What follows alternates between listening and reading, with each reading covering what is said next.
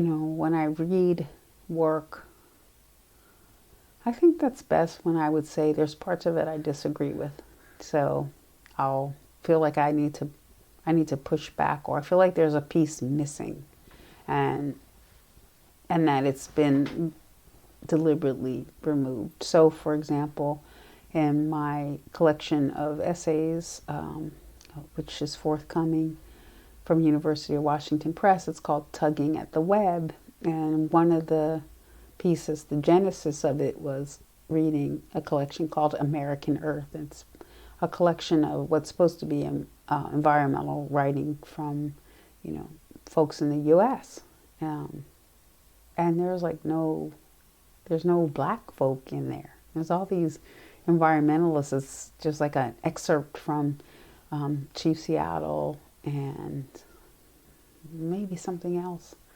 But really, the absence of it. And one of the pieces says, the American environmental movement has failed because its metaphors have failed. And that left out.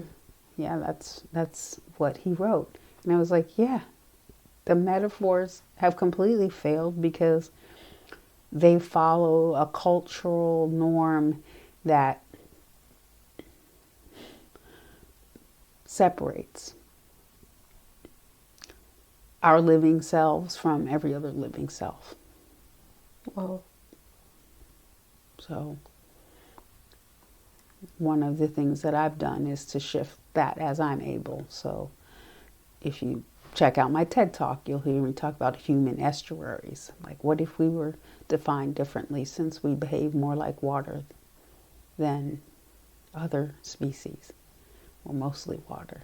And then those things continue to unfold. For example, in my play, water is a huge theme. So I'm always in conversation with things mostly that I feel like I disagree with, more so than the ones that I take to bed with me and kind of comfort me.